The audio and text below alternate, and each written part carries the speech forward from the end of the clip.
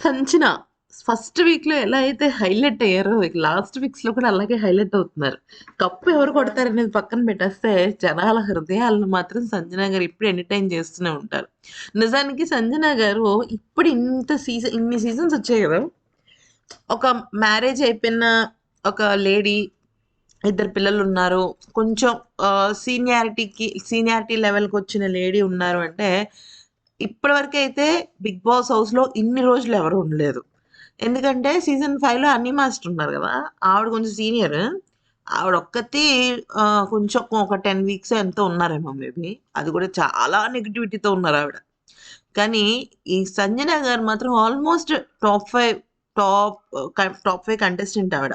Of course రేపొద్దున్న అటు ఇటు అయ్యి ఏదన్నా ఎలిమినేట్ అయినా, ఉన్నా కూడా she deserves to be in top 5. నన్నడిగితే టాప్ 4 కూడా. అయితే చివర 50,000 ఉన్నారు. యాజ్ యూజువల్ అక్కడ మనం ఇందాక మార్నింగే చెప్పుకున్నట్టు సంజన గారికి 0 వచ్చింది. ఎందుకంటే భరణి గారికి 50,000 వచ్చింది.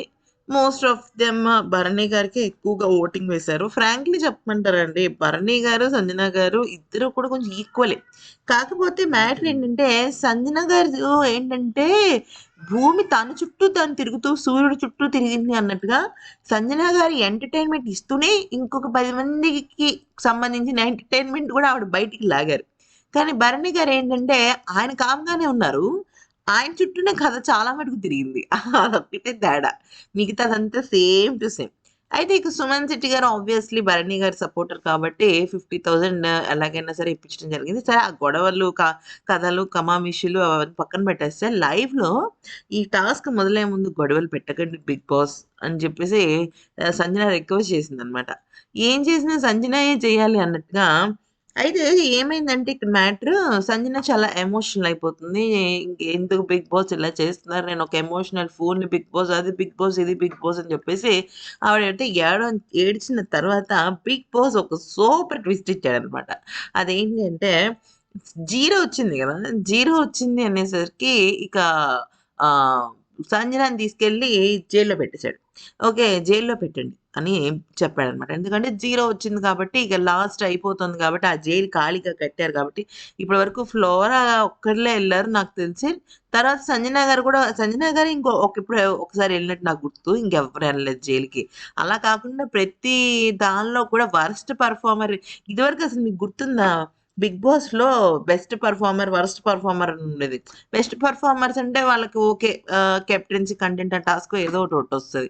వరస్ట్ పెర్ఫార్మర్‌కి కూడా ఏదో ఒకటి ఇవ్వాలి అని చెప్పేసి 'బిగ్ బాస్' జైలుకి పంపించాడు. అట్‌లీస్ట్ ఒక 2 డేస్ అనేది జైల్‌లో ఉంచటము.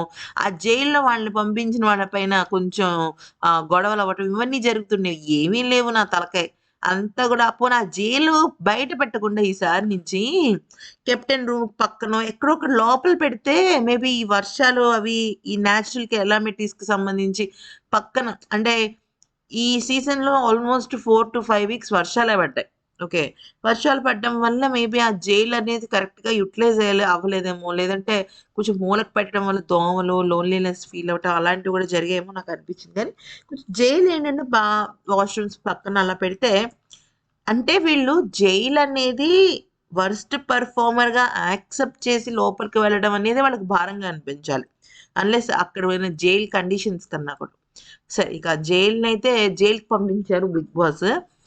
అసలు చరిత్రలో మొదటిసారి జరిగిందేంటో చెప్పమంటారా? జైల్‌లో ఉన్న సంజనాకి 'బిగ్ బాస్' సీక్రెట్ టాస్క్ ఇచ్చాడు.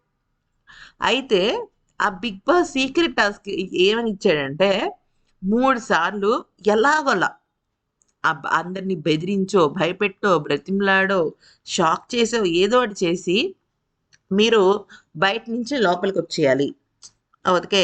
ఆహ్, అదే సారీ లోపల నుంచి బయటకొచ్చేయాలి. మళ్ళీ లోపలికి పెడతారు గదా! ఎవరు కెప్టెన్ ఎవరు? భరణి గారు. సో, భరణి ఎవరు? లయన్ అన్న. సో, లయన్ అన్నని కెప్టెన్ కాబట్టి, కెప్టెన్‌గా తను ఒప్పుకుంటాడా? లేదా? కెప్టెనే గదా! జైలుకి సంబంధించి. నాకేమనిపించిందంటే, సంజన గారికి, భరణి గారికి పెట్టడానికి తుంపులు ఈ టాస్క్ పెట్టాడేమో అనిపించింది. ఎందుకు అన్నా చెల్లెల మధ్య లాస్ట్‌లో ఎందుకు వీళ్ళిద్దరి బంధాన్ని మనం యూజ్ చేసుకోకూడదనుకున్నాడేమో మరి బిగ్ బాస్. అయితే ఇంకా సంజన గారు లో సంజన గారికి సీక్రెట్ టాస్క్ ఇవ్వడము, లోపలికెళ్ళి లోపల ఉన్న ఆమె ఏదో ఒక విధంగా బయటికి రావాలి. మళ్ళీ ఆవిడని లోపల పెట్టిన తర్వాత మళ్ళీ రావాలి, మళ్ళా రావాలి. అలా 3 టైమ్స్ రావాలి. సో, భరణి గారిని ఏం చెప్పి ఆవిడ యాక్సెప్ట్ చేశారో, ఏంటి యాక్సెప్ట్ చేపిచ్చారు ఏంటనేది తెలీదు. అయితే భరణి గారు గూడా మార్నింగ్ లైవ్‌లో ఒక మాటన్నారు. బిగ్ బాస్ పిలిచిన వెంటనే మీరొచ్చేస్తే చాలు. నాకింక వేరే వేరే అవసరం లేదు. అదొక్కటి మాత్రం మీరు గుర్తుపెట్టుకోండి అని జెప్పేసేసి భరణి గారైతే చెప్పడం అయితే జరిగింది. సో, ఇక ఆ క్రమంలో చూసుకున్నట్టయితే సంజన గారికి ఇట్లాగా చక్కగా అసలు సీక్రెట్ టాస్కు ఆ దివ్యకి, సుమన్ శెట్టికి కాదులెండి అసలు సంజన గారికి ఇచ్చిండుంటే రచ్చ రేపేదావిడ అసలు ఆ రెబెల్ టాస్క్‌లో. మామూలుగుండేది గాదు. వాళ్ళిద్దరికి ఇవ్వడం వల్ల ఆ టాస్క్ సప్పగా నడిచింది గానీ అదే గనక సంజన గారికిచ్చుంటేనా అసలు ఈవిడ ఈ పాటికి ఆవిడ మడతేసేసేవారు. మడతే అసలు ఉతికి ఆరేసి, ఇస్త్రీ చేసి, మడతేసి వార్డ్‌రోబ్‌లో పెట్టేవాళ్ళు. లేదంటే బిగ్ బాస్‌కే మళ్ళీ ఒక పువ్వు పెట్టి పంపించేవాళ్ళు. అంత గొప్పగా ఆడేవారనమాట. పోనీలెండి అట్‌లీస్ట్ ఎనీవేస్ ఆవిడకి సీక్రెట్ టాస్క్ అయితే ఒకటి పడింది. అది కూడా జైల్‌లో పడింది. యూనిక్‌గా అనమాట. అయితే ఇక యూనిక్‌గా జైల్‌లో సీక్రెట్ టాస్క్ పడేసరికి ఆవిడ చక్కగా చేసేసారు.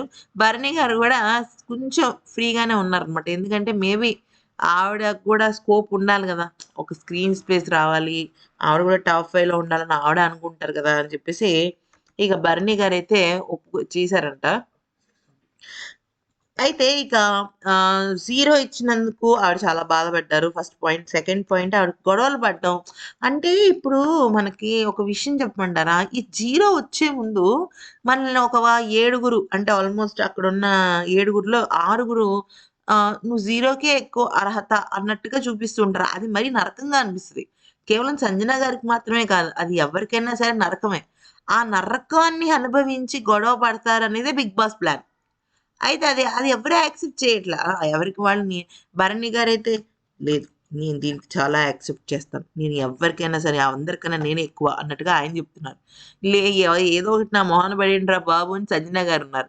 అంటే సంజన గారికేమో గొడవలు నచ్చట్లే. ఎందుకంటే ఆవిడ ఇప్పటికే గొడవల విషయంలో విసుగెత్తిపోవటమో లేకపోతే అహా! ఏమైందంటే రితుతో పాటు డేంజర్ జోన్‌కెళ్లారు కదా ఆవిడ. అంటే ఏదో ఒక రకంగా గొడవలు ఆవిడకి సెట్ అవ్వట్లేదని ఆవిడ ఇన్నర్ ఫీలింగ్ అయ్యారు. నిజాన్ని చెప్పాలి అంటే మనకు తెలిసిన దానిలో సంజన గారు మంచి టాప్‌లోకి దూసుకెళ్ళిపోయారు. 'రితు' తర్వాత.